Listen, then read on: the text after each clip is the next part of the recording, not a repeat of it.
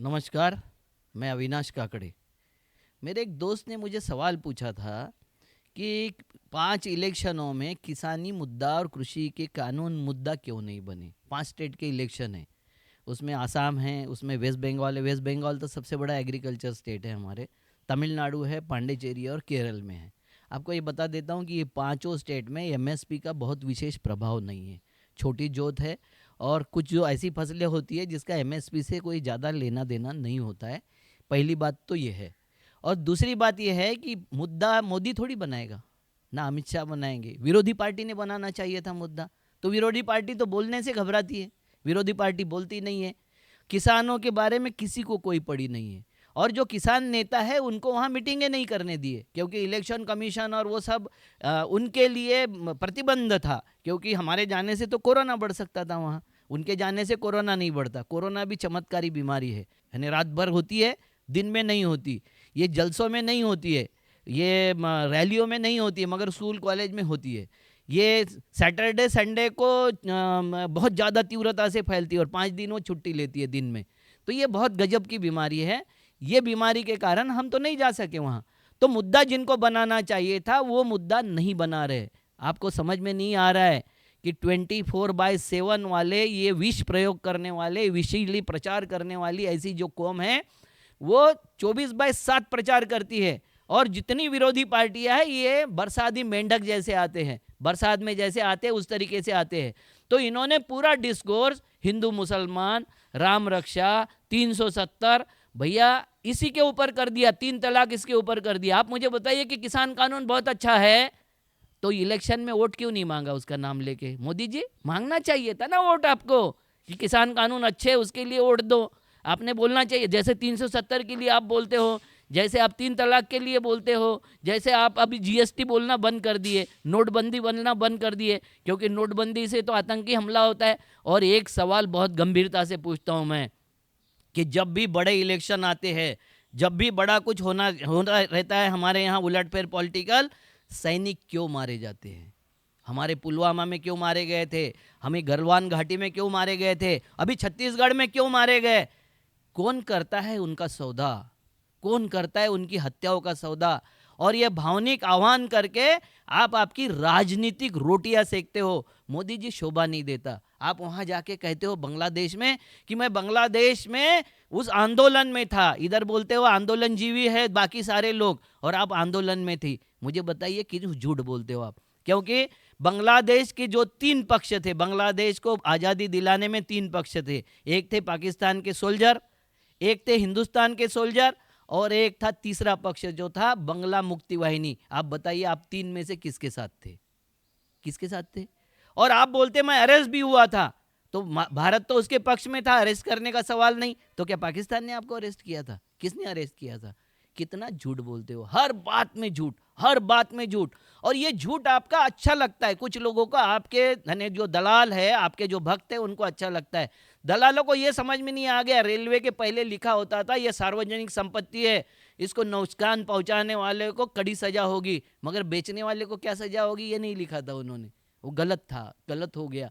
क्योंकि आपने रेल बेच दिया, गेल बेच दिया, सेल बेच दिया, भेल बेच दिया, एयरपोर्ट बेच दिया, पानी के पोर्ट बेच दिया, कुछ नहीं बेचने का रहा। अब किसानों की जमीन बेचने के लिए आप लगे हुआ, आपने सब बेच दिया, सब शांत हो गए। आपने सबका सत्यानाश कर दिया, सब शांत रहे। मगर किसान संघर्ष कर रहा है। आज भी 4 महीने हो गए किसान संघर्ष कर रहा है। उसके पहले भी 3 महीने से वो पंजाब में संघर्ष कर रहा था। मगर ये पॉलिटिकल मुद्दा इसलिए नहीं बना क्योंकि विरोध सशक्तता से नहीं हुआ। पेट्रोल 100 रुपए हुआ मगर कोई विरोध नहीं कर रहा है। हमारा एजुकेशन सिस्टम तबाह हो गया पूरा। 11वीं तक एग्जाम नहीं होगी, हमारे 95% बच्चे नहीं पढ़ेंगे। अब इसके बाद वो सारे स्किल्ड लेबर फैक्ट्रियों के लिए बंधुआ मजदूर करके काम करेंगे। और ये सारा करने के लिए आपने लेबर कानून भी बदल दिए, बच्चों के कानून भी बदल दिए। आपने कुछ नहीं छोड़ा मोदी जी ये देश में बचाने के लिए। अब कम से कम किसानों की जमीन छोड़िए। क्यों? अगर ये किसानों का सारा फूड सरप्लस अगर आपने किसी 2-4-10 उद्योगपतियों के हाथ में अगर दे दिया तो आप ये ध्यान में रखना, ये देश भूखा मरेगा। आज भी भूखा मर रहा है। कोरोना के काल में बांटने के लिए अनाज जब तक था आपने बांटा, अब आपके पास में बांटने के लिए अनाज नहीं है। और आपकी करतूत क्या है? 70 साल में कांग्रेस ने क्या किया, क्या नहीं किया, दूसरी पार्टियों ने क्या किया, क्या नहीं किया, मुझे नहीं पता।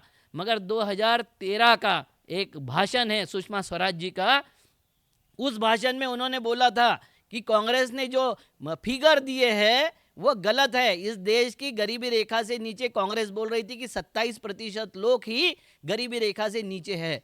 आप बोल रहे थे, सुषमा जी बोल रही थी कि 31% तक लोग इसमें गरीबी रेखा से नीचे है। ये फिगर गलत है। मगर मोदी जी ने 6 साल में उसका प्रतिशत 65% कर दिया। मोदी जी ने टीवी पर आके बोला था कि 85 करोड़ लोगों को मैंने अनाज सप्लाई किया। उस वक्त तो कर सके, अब तो आपने एफसीआई के गोडाउन भी बेच दिया। अब आपने एमएसपी पर अनाज खरीदना बंद कर दिया है, क्योंकि सब जगह दिखाई दे रहा है। और एमएसपी पे अनाज खरीदना बंद होगा, मंडियां बंद होगी, तो 1700 रुपए का मक्का 850 रुपए क्विंटल में बेचा गया बिहार में।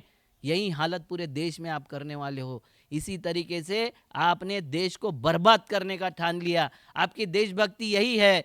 आपने जो नारा दिया था, न खाऊंगा न खाने दूंगा, आगे का वाक्य था मगर 2 जनों को गोद में बैठा के खिलाऊंगा। आपने ये बोला था कि मैं फकीर हूं, झोरा उठा के चल दूंगा, मगर आगे का आपका वाक्य था कि आपके हाथ में भी झोला दे के चला जाऊंगा। ये झोला देने का काम आपका रोकिए, अन्यथा आपकी जितना संगठन है, अनुषंगिक संगठन, आपका मेन संगठन, इसकी जनता ईंट से ईंट बजा देगी। क्योंकि भूखी जनता फिर देखती नहीं है।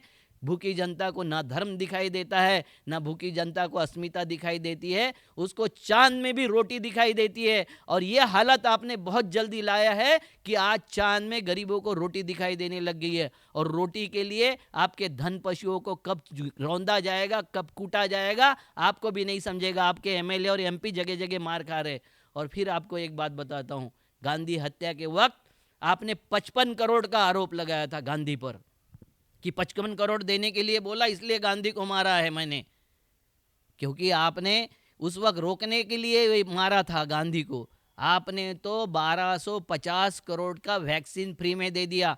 देश में वैक्सीन का शॉर्टेज है, देश में हमारे लोगों को वैक्सीन नहीं मिल रहा है, और आपने 1250 करोड़ का वैक्सीन दे दिया। भागवत जी, जरा सबक सिखाइए मोदी जी को। अडवाणी जी को जैसे आपने बाहर निकाल दिया था क्योंकि उन्होंने जिन्ना को प्रमाण पत्र दिया था सेकुलरिज्म का, वैसे आप इनके ऊपर क्या करने वाले हो कि आपकी भी नसबंदी हो चुकी है। भगवत जी, ये भी बता दीजिए। नमस्कार।